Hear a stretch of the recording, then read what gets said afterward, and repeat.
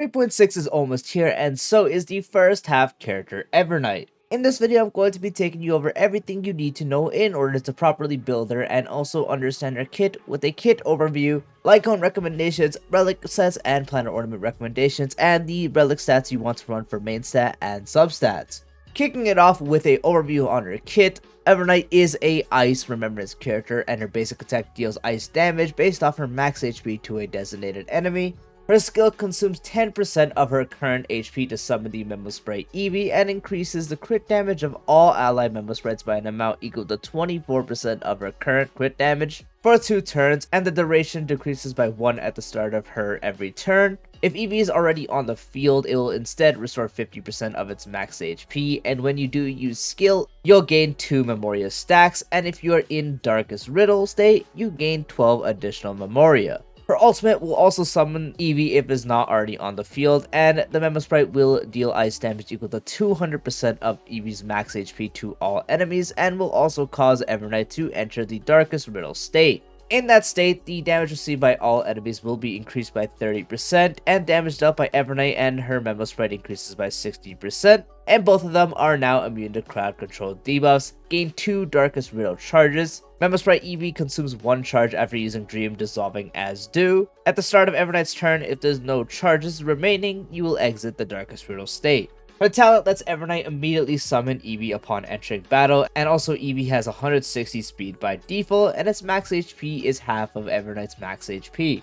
Every time Evernight or her Memo Sprite loses HP, crit damage for both this unit and the Memo Sprite increases by 60% for 2 turns, and also gain 2 Memoria stacks, and can only trigger once per target per attack. When you do have 16 or more Memoria stacks, it will dispel and become immune to crowd control debuffs. If Eevee is on the field, you will immediately have Eevee take action, and can only trigger again after Memo Sprite Eevee uses Dream Dissolving as due.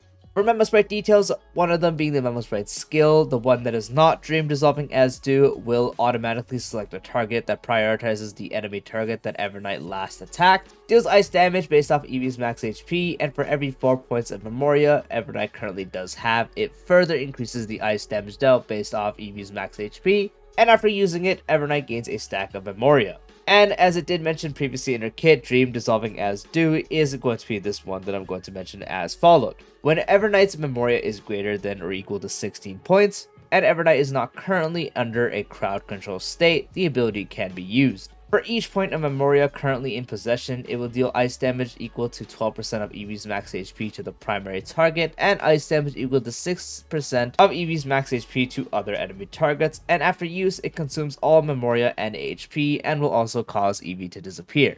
Memo Sprite talent is being immune to crowd control debuffs and also having an increased chance to be targeted, and while Evernight exists on the field, it will increase damage dealt by Evernight and Eevee by 50%. The unique dispel that it does have is when Eevee disappears, it will increase Evernight's speed by 10%, and if the disappearance is due to using Dream Dissolving as due, for each point of Memoria used in the attack, it will additionally increase the Evernight's speed boost by 1%, counting up to 40 points of Memoria, and the speed effect cannot be stacked and is also removed at the start of Evernight's next turn. Her A2 will increase all Memo Sprite on the team's crit damage based off how many Remembrance characters are on the field. For every 1/2/3/4 or more Remembrance characters, you will get a crit damage to their Memo Sprites by 5%/15%/50%/65%. So let's say you're running Evernight herself, RMC, and also Hyacinth. That is going to be considered 3, and you will have a 50% increase to their crit damage bonuses. But let's say you're running a team that only has Hyacinth and also Evernight herself, and no other Remembrance character, that will be considered as 2, being 15%. Her A4 will allow Evernight to regenerate 70 energy at the start of the battle and also gain a Memoria stack. When Evernight or an ally Memo Sprite uses an ability, she regenerates 5 energy and gains a stack of Memoria. And her A6 will increase her and Eevee's crit rate by 35%. When using abilities, consumes 5% of the current HP to increase both their crit damage by 15% for 2 turns.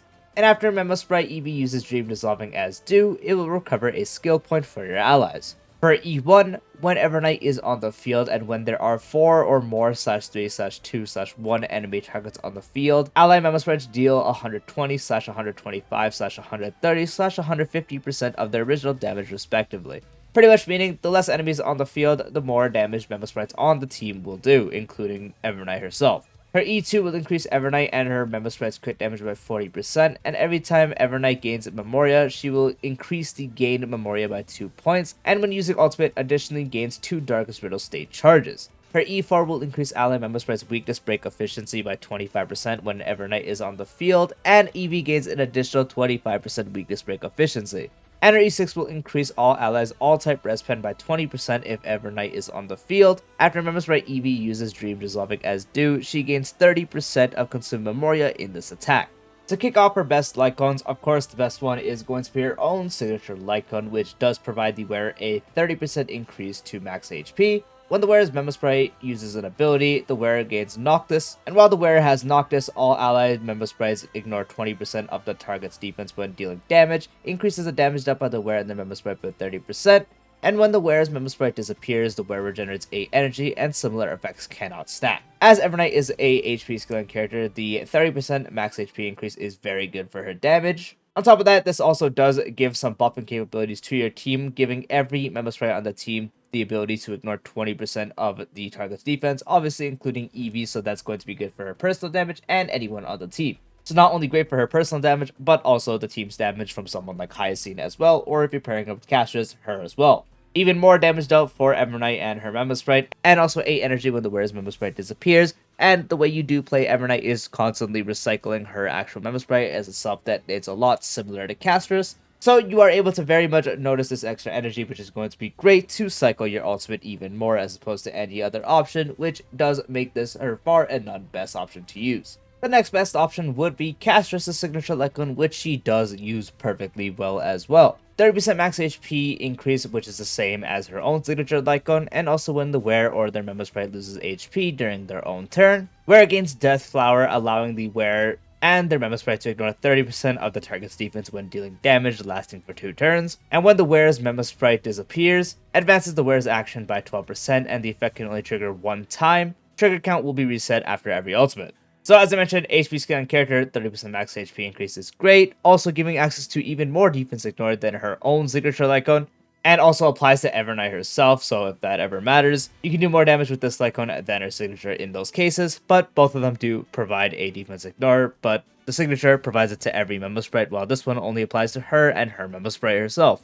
Also 12% action advance when you do have the wearer's Memo Sprite disappear, which as I mentioned, you recycle it constantly. It is a bit different from Evernight just because you don't summon it from her ultimate. So it's a bit annoying to reset the trigger count. So the ultimate does summon it, but you summon it in other means as well, as opposed to Castress, who really only gets it through her ultimate, obviously, so this is tailored to her. But you still can utilize this, and because of the max HP increase with the 30% defense ignore, it is also a very, very strong option for Evernight's damage. This next option is only good if you are pairing her as a sub DPS for your Castress, and that is the Memory's Curtain Never Falls. 6% speed, and after wearer uses skill, increases damage dealt by all allies by 8%, and at S5 it's 12% speed, and also 16% damage dealt. Usually you don't build Evernight herself with too much speed, but you can, especially as a sub DPS, so this can help a lot in those cases. And as you are mainly focusing less on her own personal damage and more on buffing capabilities potentially, this extra damage dealt also does apply to her, so it's still good, but also will apply to someone like Triby, Hyacinth, and especially Castress. So if you are running her as a sub DPS, which primarily would be for Castress, in that case, you can use this Lightcone. Sweat Now, Cry Less is also another option you can use from the Battle Pass, which does provide a 12% increase to crit rate, and when the wearer's Memo Sprite is on the field, increases damage dealt by the wearer and their Memo Sprite by 24%, and at S5 it is a 20% increase to crit rate, and a 36% increase to damage dealt for wearer and their Memo Sprite. Very simple, just be sure you don't overcap on crit rate, because obviously any crit rate past 100% is useless, but this can significantly help you focus more on stuff like crit damage and HP as well. And she already gives herself a big 35% increase and also has crit rate traces. So amplify all that with 20% crit rate at S5 with this Lycon, it's going to be a lot of crit rate. And also a free permanent 36% increase to damage dealt. So that's why this Lycon is great for her own personal damage and also very easy to use. Another option you can use is the other Battle Pass Remembrance Lycon, which increases the wearer's crit damage by 24%, and crit damage dealt by the wearer's Memo Sprite increases by 24% as well, and S5, 40% and 48%, so 40% crit damage for Evernight, and a 48% increase to crit damage for Eevee. Very simple, anytime you crit, it's going to do more damage, not much to say. This is another usable option to use, which is going to work fine on her. Now, unfortunately, there's only really one other option you can use on her, which is worse than all the ones I mentioned, but also one you can't use just because of HP, and that's the story's next page. And it's literally just because it increases the wearer's max HP. She can't use the last part here, doesn't matter. So you just ignore that part, and as 32% increase to the wearer's max HP. That's quite literally the only reason you can use it. And if you really have no option to those, let's say you didn't pull the story's next page, you don't buy the battle pass, so you have neither of these, and you just can't get her signature, you don't have Cassius' signature, and you want to use her as a DPS, in that case, just go ahead and use the highest base HP lightcone you do own currently. This brand new Relic set is going to be your best in slot that does release when she also does release, with the 2-piece providing 8% crit rate, and 4-piece after the wearer uses basic attack or skill if the wearer's Memo Spray is on the field, increases max HP of the wearer and their Memo Spray by 24%, and also increases all damage by allies by 15% until the wearer's next basic attack or skill. Extra crit rate, as I mentioned, if it was something else, it could be a bit better, but crit rate still can be helpful as you can allocate even more stats into HP, crit damage, as I mentioned previously. And also a 24% increase to max HP for Eevee and also Evernight herself, so that's also going to be great for damage, and also some supportive capabilities with a 15% increase to damage for your allies. So everything this relic set is perfectly tailor-made towards her, boasting both her actual DPS capabilities and her sub-DPS capabilities with some buffing, making it a fantastic use for her role. That's really the only 4-piece you want to use on her, but you still can actually use 4-piece Poet. As I mentioned, crit rate isn't really a problem on Evernight, so this might be a bit overkill, but if you have really just no crit rate rolls on these pieces, you just have a bunch of crit damage and stuff. Since you get 35% from her A6, you get crit rate from her traces, and now an extra 32%, that still doesn't equate to 100%, so you still can end up not overcapping with it.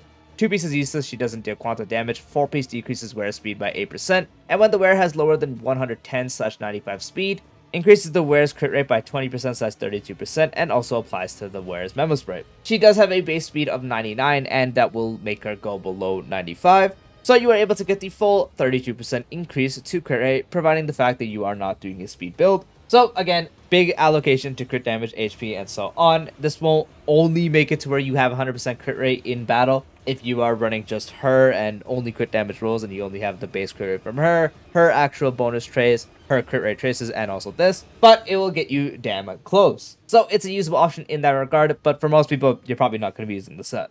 Past that, it is really just 2 pieces, so you can do 2-piece of the max HP set, so for the 12% max HP, combine that with 2-piece of something like the Hunter of Glacial Forest for the ice damage increase, or 2-piece of one of those with 2-piece crit sets, so 2-piece Scholar and 2-piece Wave Strider works. For Planar Ornaments, the only one you really want to use is the Bone set, which provides 12% max HP increased for the wearer, and when the wearer's max HP is 5,000 or higher, it will increase the wearer and their Memo Spread's crit damage by 28%. For each 12% max HP and 5,000 or higher, max HP is not going to be a problem on a well-built Evernight. You're going to have plenty more than that, so it is just a free 28% crit damage to both her and her Memo Spray, making it fantastic for her own damage. Arcadia is also another usable set that you can use, but it's just not as good as Bone. When the number of allied targets on the field is not equal to 4, for every 1 additional missing allied target, increases the damage dealt by the wearer and their Memo Spray by 9%/12%, stacking up to 4/3 times. So in her case, you're really going to have it being more as you add on more Memo Spray characters. So you can get a pretty big increase for damage dealt from Evernight and also her Memo Spray. As you have her and her Memo Spray, that's going to count as 2, and every character that does have a Memo Spray is going to count as an additional one, so depending on your team, you can have more. So in that case, you are able to get the big bonus that this set does provide. Bone still does outperform, but it is still a very much usable set, so if you have good pieces and you don't have good bone pieces, then you can use the set.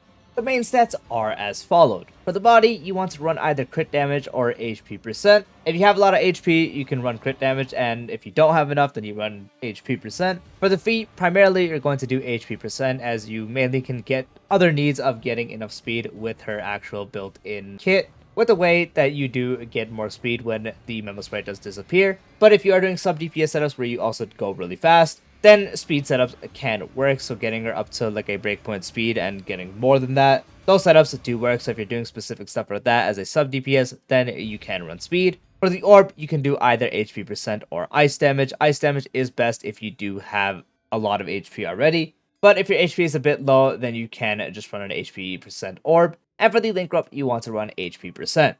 For the substats, it's really just focusing on crit rate, crit damage, and HP percent. She doesn't have a specific goal of HP percent, as there's nothing that's really locked behind it, but getting as much as possible is great. 5,000 or higher is obviously the requirement for the bone set, but that shouldn't be a problem. So getting it from 6,000 to 7,000 is going to be your goal. And then crit rate, just try to make sure you get closest to it as possible for 100% crit rate in battle. Crit damage as much as you can focus on. And if you're doing a speed setup, then focus on that, as that will change depending on player. If you just want to get it to 134 to have breakpoint at all times, in that case, you can focus on speed, but for most people, just focus on crit rate, making sure it's 100% in battle. HP percent, just get it to 6,000 or higher. If you're able to reach 7,000 or higher, that's even better. And as much crit damage as possible as well.